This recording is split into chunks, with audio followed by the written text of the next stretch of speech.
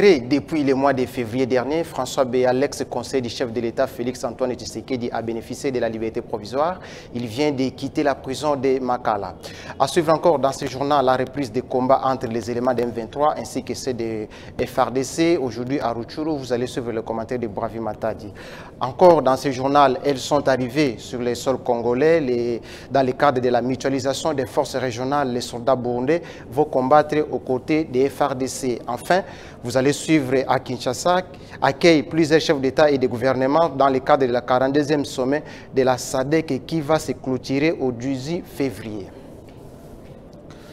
Mesdames et messieurs, bonsoir à toutes et à tous. Merci d'être fidèles sur Congo France Télévisions. Avant de développer les titres, commençons cet élément du journal par international où la proclamation des élections au Kenya a fait plusieurs contestations où Raila Ondimba a été proclamé aussitôt. 4 membres sur 7 qui composent l'organe électoral contestent les résultats des élections. Précision dans cet élément. L'annonce des résultats des élections au Kenya a été faite par le président de la commission électorale pour faire savoir le nom du successeur du président Uhuru Kenyatta. Une proclamation qui n'a pas reçu l'enchantement de tout le monde.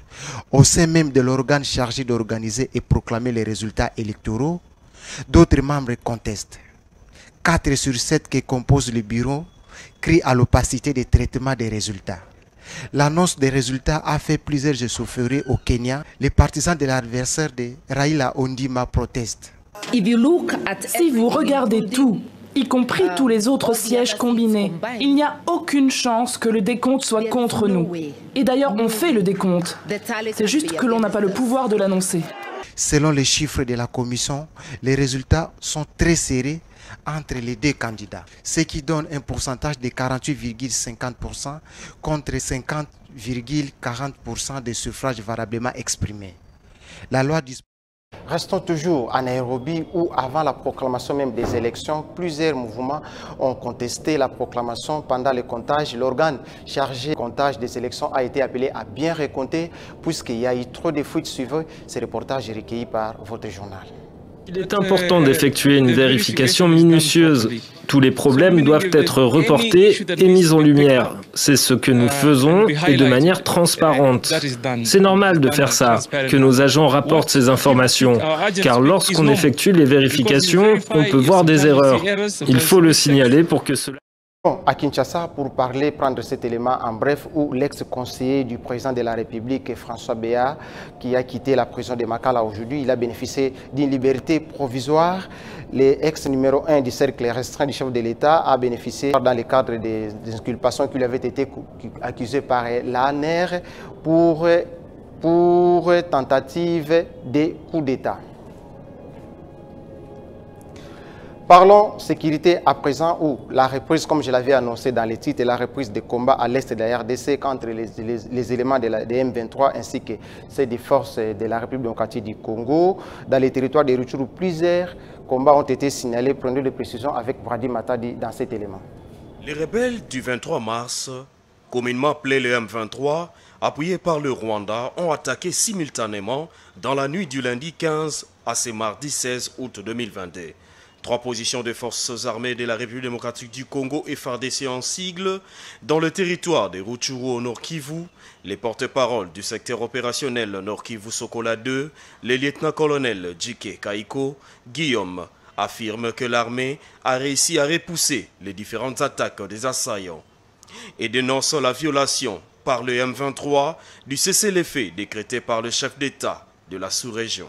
Vers 3 h du matin de ce mardi, 3 de nos positions se trouvaient à Rwanguba, Rangira et Mouibira ont été attaquées simultanément par le rebelle du M23 et leurs alliés de l'armée rwandaise.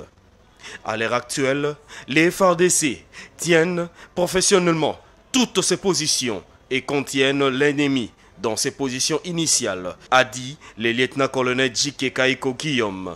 De leur côté, les M23 a accusé l'armée congolaise de commencer les attaques ce mardi. Signalons par ailleurs, la rébellion du M23 occupe depuis plus de 2 mois la cité de Bunaganda, frontalier avec l'Ouganda. Elle y a déjà installé son administration locale et perçoit des taxes au niveau de la barrière au sein Des habitants qui ont regagné le milieu, bravant ainsi toute peur, faute de mauvaises conditions de vie dans leur milieu de refuge. Annoncé dans les chapitres, dans l'introduction, les soldats burundais sont arrivés sur les sols congolais et vont désormais combattre aux côtés des FARDC dans le cadre de l'opération de la mutualisation des forces régionales pour combattre l'insécurité à l'est de la République démocratique du Congo. Suivez les précisions dans cet élément du journal. Ils sont plusieurs militaires des forces de défense du Burundi venus en renfort aux côtés de l'armée congolaise. C'est la mutualisation des forces longtemps prônée par les chefs d'État de la région d'Afrique de l'Est. Selon plusieurs sources au sein de l'armée, cette force burundaise sera sous le commandement des forces armées de la République démocratique du Congo. Dans cette force, il y a la présence de l'armée ougandaise qui sont arrivés sur le territoire congolais à la traque des rebelles de ADF, dans la province de l'Ituri et dans le nord Kivu. Les contingents burundais qui sont venus avec les armes, les munitions, afin de neutraliser les forces négatives à l'est de la République démocratique du Congo. Cette présence des forces étrangères fait polémique et plusieurs acteurs de la société civile dénoncent l'ingérence dans la sécurité interne du pays, et dont les pays voisins sont souvent cités comme source de l'insécurité qui gangrène de l'est de la République démocratique du Congo. Parlons de la diplomatie à présent. Kinshasa accueille plusieurs invités dont les chefs de l'État et ceux du gouvernement dans le cadre de la 42e session de la SADC. Ces travaux dont la présidence sera assurée par le chef de l'État Félix Antoine Tshisekedi Tshilombo vont commencer du 17 au 18 août 2022. Suivez les précisions avec Christelle Betou dans cet élément. Kinshasa est dans la fièvre de préparation du travaux de la 42e sommet des chefs d'État et des gouvernements de la communauté de développement de l'Afrique australe SADC. Cette année, la présidence de cette organisation sous-régionale sera assurée par le président Félix Antoine Tshisekedi Tshilombo. Au total, 16 chefs d'État et de gouvernement ainsi que des personnalités de haut niveau sont attendus dans la capitale de la RDC à partir de ce mercredi 17 au 18 août 2022. Plusieurs délégations ministérielles séjournent déjà à Kinshasa depuis plusieurs jours pour des travaux préparatoires de cette rencontre. L'ouverture solennelle sera faite dans la salle de congrès du Palais du Peuple et la fin sera dans la salle de banquet du Palais du Peuple, spécialement aménagée pour garantir le bon déroulement des travaux entre les chefs d'État. La cérémonie d'ouverture sera marquée entre autres par l'allocution du président Félix Antoine Tshisekedi Tshilombo.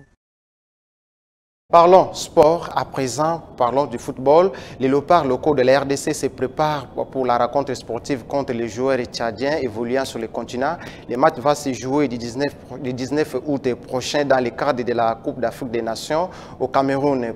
Pour les précisions, Christelle Bella dans cet élément. Les léopards locaux de la RDC vont débuter leur stage ce vendredi 19 août 2022 à Kinshasa pour la préparation de la double confrontation contre les joueurs tchadiens. Le match contre les Tchads vont s'inscrire dans le cadre des éliminatoires du championnat d'Afrique des Nations CAN 2022. Les Congolais vont faire leur déplacement à Yaoundé le 23 août 2022, soit 5 jours avant leur rencontre à face aux Tchadiens. Le match retour se jouera le 4 septembre prochain au stade de Martyrs de Kinshasa. Les sélectionneurs principaux des léopards locaux de l'RDC, Otis Ngoma, a dévoilé la liste de 25 joueurs à prévision de cette double confrontation qualificative. Restons toujours dans ces chapitres pour prendre cet élément en bref où Florent Ibengue, l'ancien entraîneur des Léopards, passé par le Maroc avec le FC Berkane, a fait ses valises pour le Soudan dans le banc de El Hilal. Le technicien congolais a fait un parcours très brillant, dans le compte lancer d'autres défis sur le continent. Mesdames et messieurs, c'est la fin de ce journal, mais avant de vous quitter, voici les rappels des titres. Si vous nous avez pris en cours de cette édition, incarcéré depuis le mois de février dernier, François Béa, l'ex-conseiller du chef de l'État Félix Antoine Tshisekedi Tshilombo, a bénéficié de la liberté provisoire et il vient de quitter la prison de Makala. Nous avons encore parlé de la reprise des combats entre les éléments des FARDC ainsi que ceux des M23 aujourd'hui ce matin, mais aussi ils sont arrivés sur les sols congolais qui sont dans le cadre de la mutualisation des forces régionales. Les soldats burundais vont combattre aux côtés des FARDC. Enfin, Kinshasa accueille plusieurs chefs d'État et de gouvernement en vue de la 42e session de la SADC qui va se clôturer le 18 août prochain.